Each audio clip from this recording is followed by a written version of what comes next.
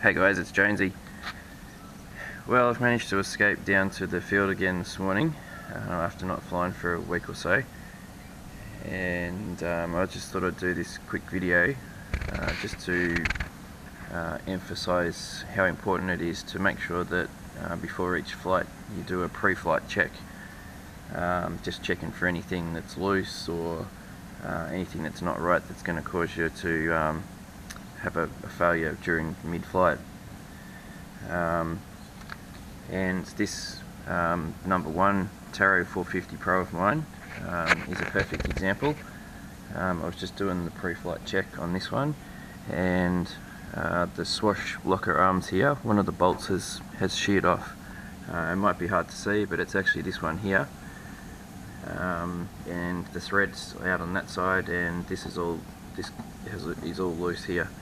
Now this has actually happened before on the other side, and I've replaced the bolt, so I don't know whether I've just been unlucky and got a couple of dodgy bolts, or whether I need to get some higher quality bolts for there, but definitely something to check. I've definitely checked that one, the other one, every time as a part of my pre-flight check. Yeah, so for you guys that have flybarless, I'll just put this one out of the way for a sec. My pre-flight check consists of checking the blade grips, make sure there's no play in the blade grips, make sure they haven't come loose, checking all the balls on the swash plate, the swash locker arms, playing the main shaft, to make sure the collar and everything's on good.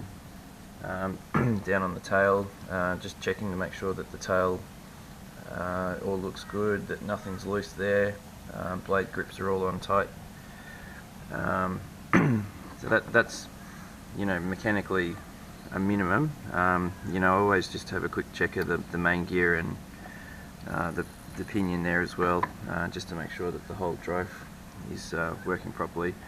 But those guys that have flybarless, absolute minimum every time you initialize before you fly, definitely should check to make sure that all your correction directions are going the right way.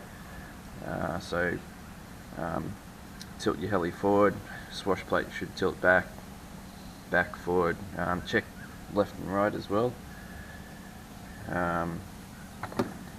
check the gyro on the tail, make sure it's moving the right way, and it is. And the very last thing that you should check then is just grab your radio, make sure your throttle holds on, obviously, and then just make sure that your cyclic is working correctly, and the tail, and just check all your controls, your aileron, the elevator controls, to make sure that everything's working. That's what I do as an absolute minimum before every single flight, and I've picked up a few things that would have absolutely caused me to have to do a rebuild on these. So yeah, just thought I'd share that for you guys. And I've only got one heli now to fly.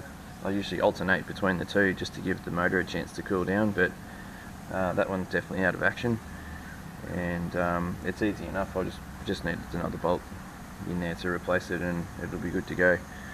So I'm going to go do a few more packs and see how we go, and thanks for watching. See ya.